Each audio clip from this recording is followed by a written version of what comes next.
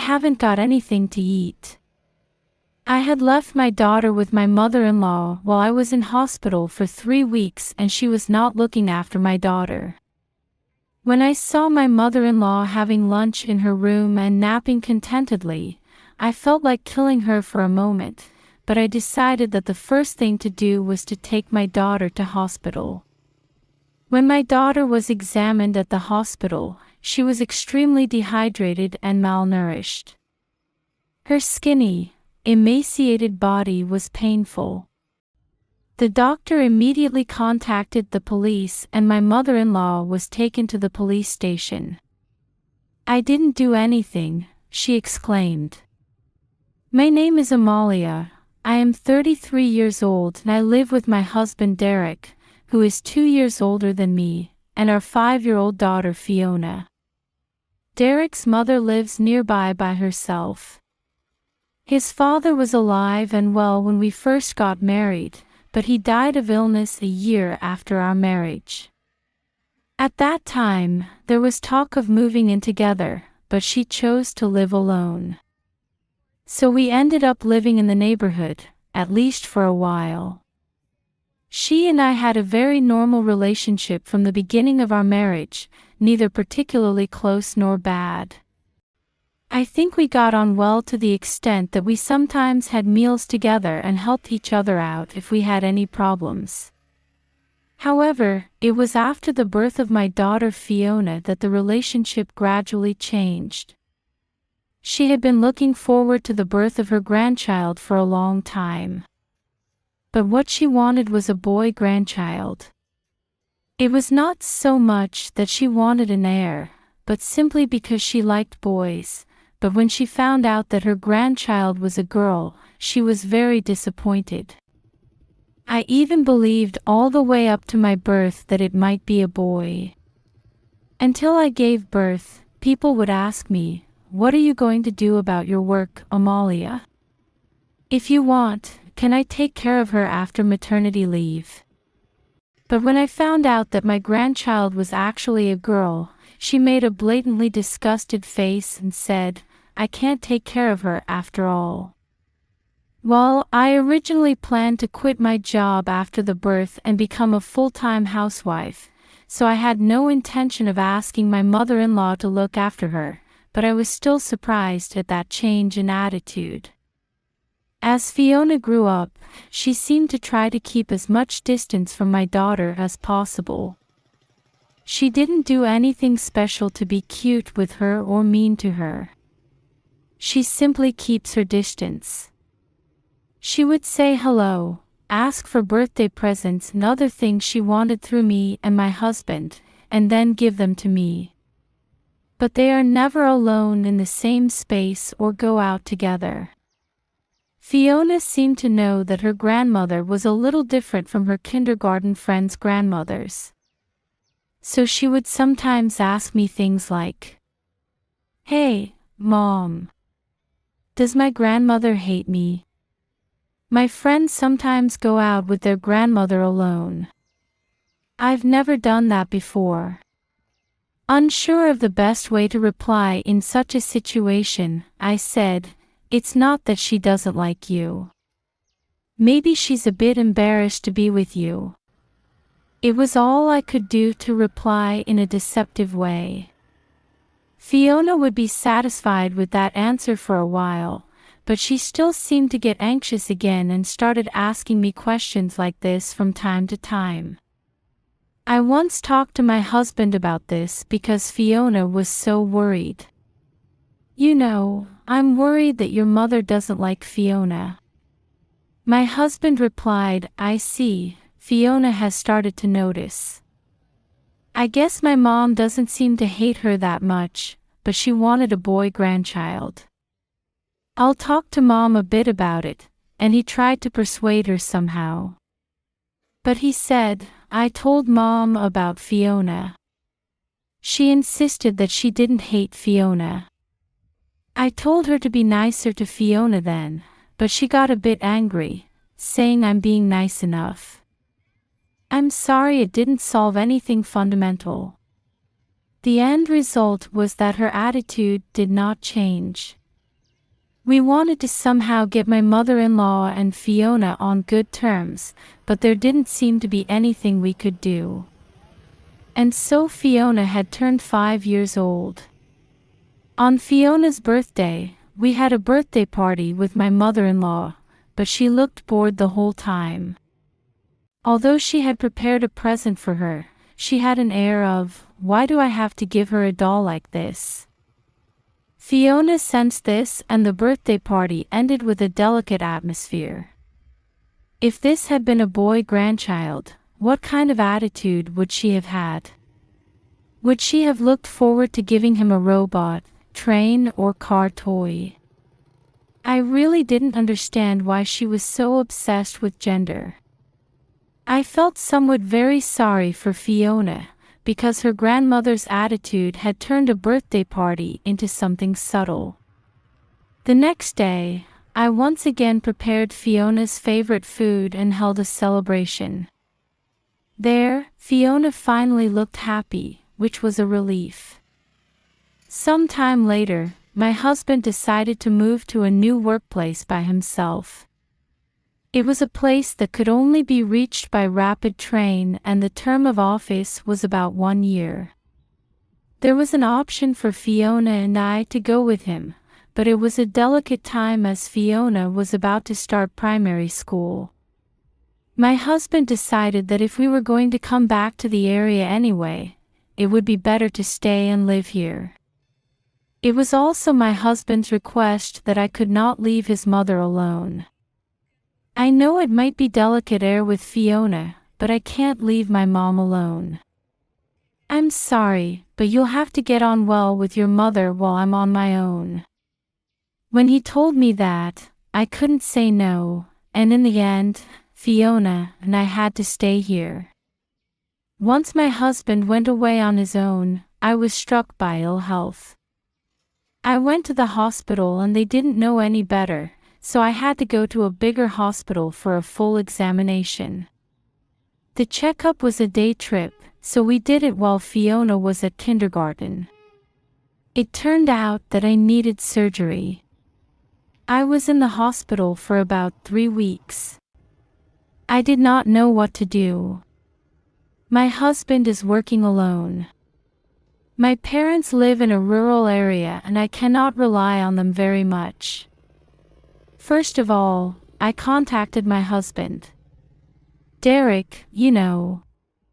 I've been unwell for a while now, and I've had a full checkup, and it turns out I need an operation. What? Surgery? Are you going to be all right?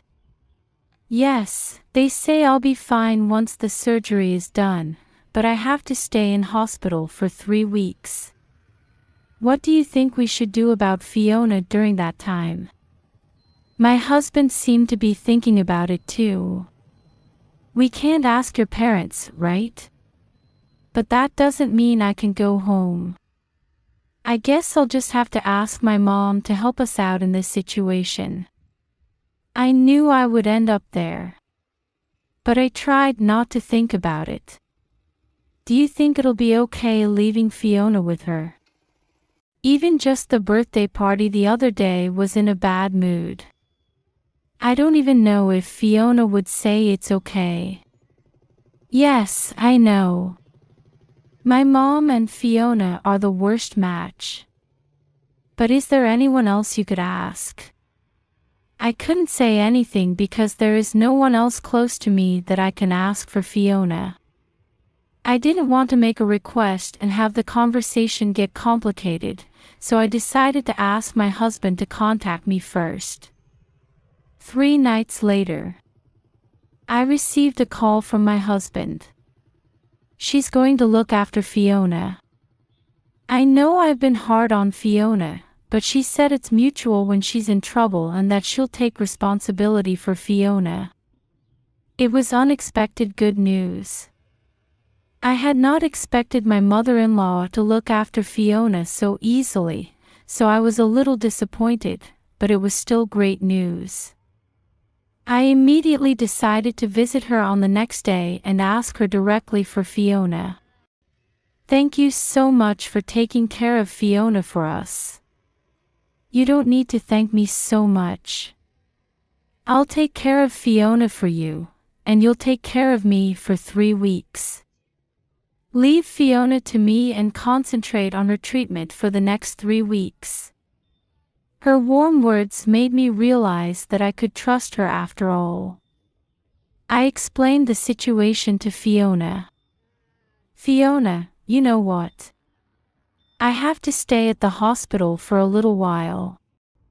During that time, your grandma said she will take care of you, so will you and your grandma wait for me to come back? For a moment, Fiona looked anxious. Don't be, sweetie. Grandma promised to take good care of you. Or do you want to stay here alone and wait for me to come back? I thought I sounded a bit mean, but for Fiona's sake I had no choice. Fiona thought for a moment and then said, I'm going to wait for you with Grandma. Come home soon, Mom. With that said, my mother-in-law and Fiona had to live together for 3 weeks. Little did I know that this would have the worst possible outcome. I went to the hospital for 3 weeks. Every day I call her and ask, how is Fiona doing? And she always replies, yes, she is doing well. Believing this, I survived the surgery and was finally able to leave the hospital on the day of discharge. After completing the discharge procedures alone, I first took a taxi to my home and left my belongings there.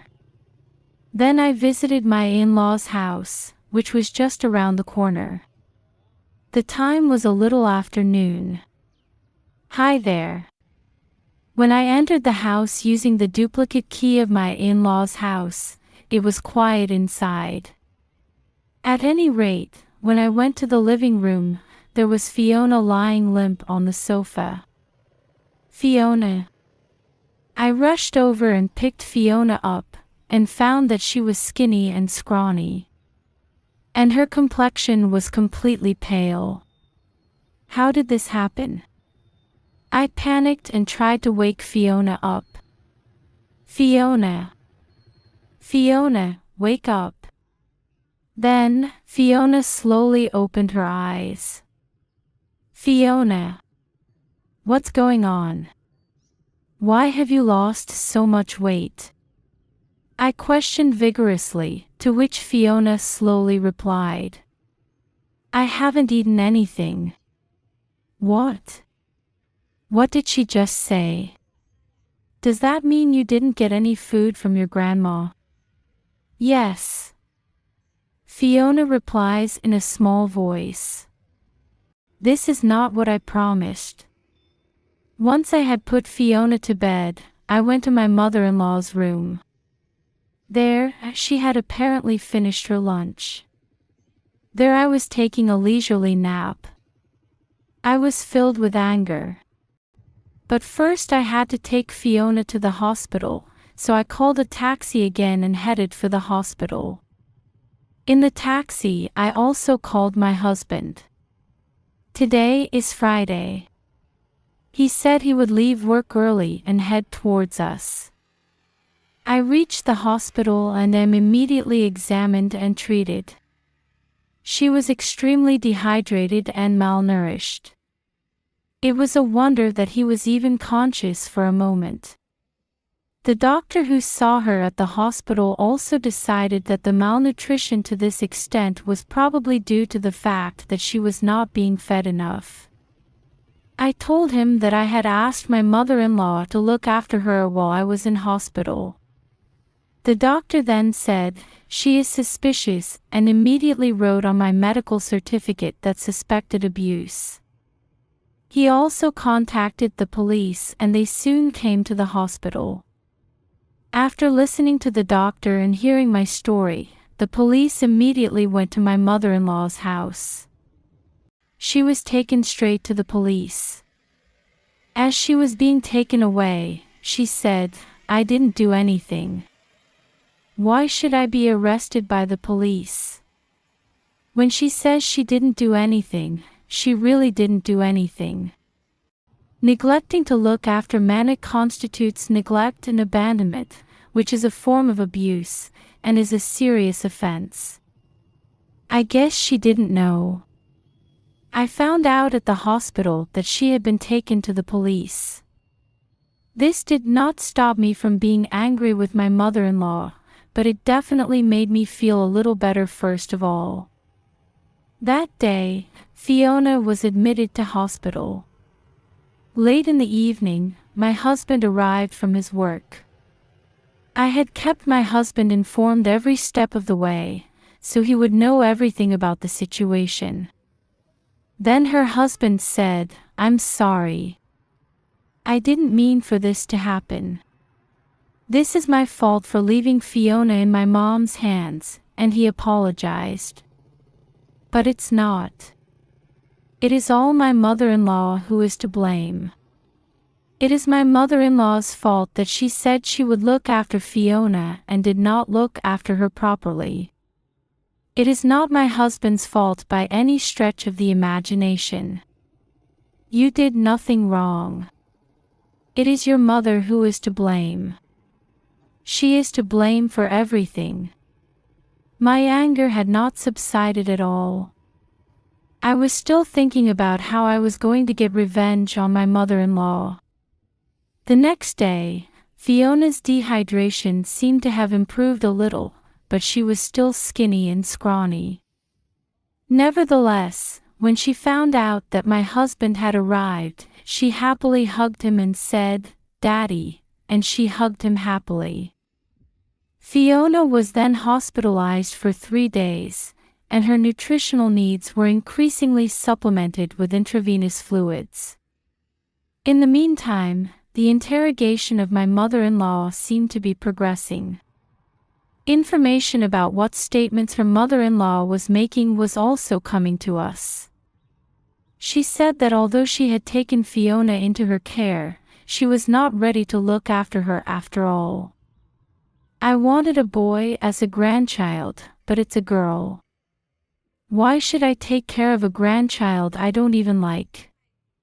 Besides, I gave her water. I wouldn't want her to die of a heart attack." She said this with a laugh. What's the point of only giving her water? Fiona was even dehydrated. She must have only given her a small amount of water.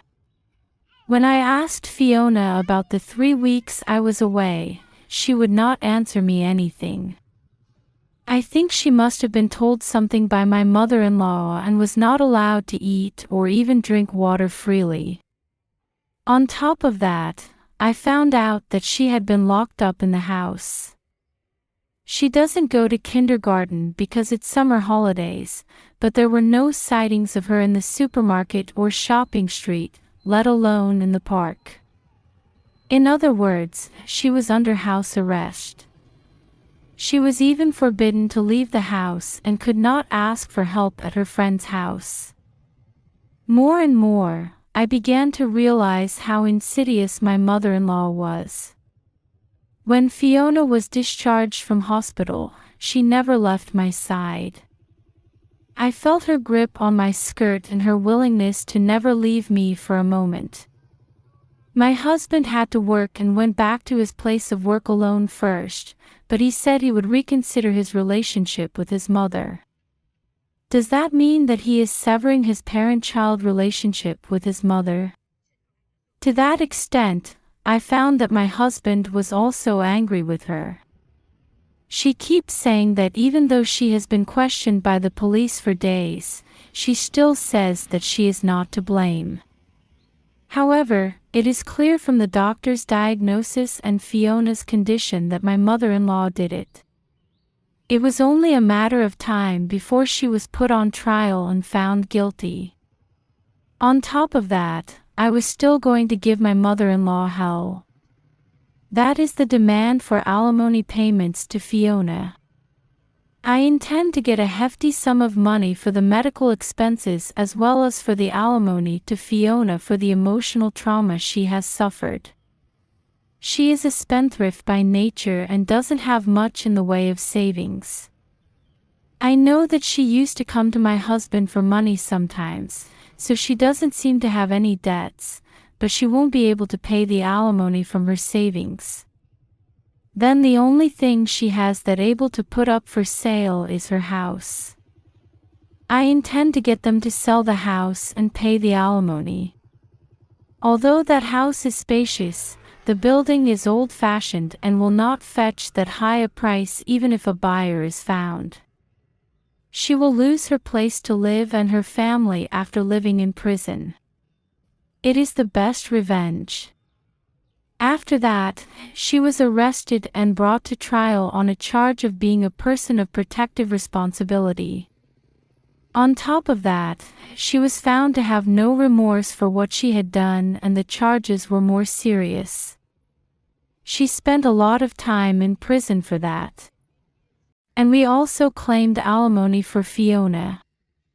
As we had expected, she had no property at all and we had to sell the house to pay the alimony.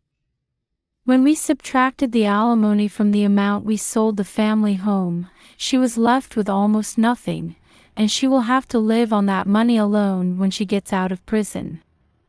My husband also formally severed the parent-child relationship with his mother. This leaves none of my mother-in-law's family members.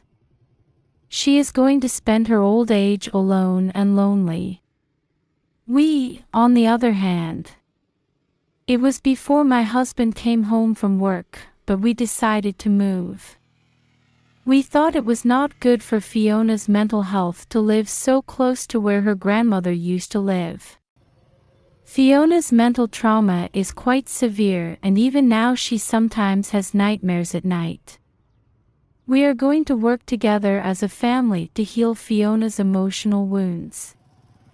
Also, I don't know if this is a good thing, but I found out I am pregnant. I am hoping that maybe by having a younger brother or sister, Fiona will be able to move in the right direction as a big sister. From now on, I will do my best for the health of all 4 members of our family.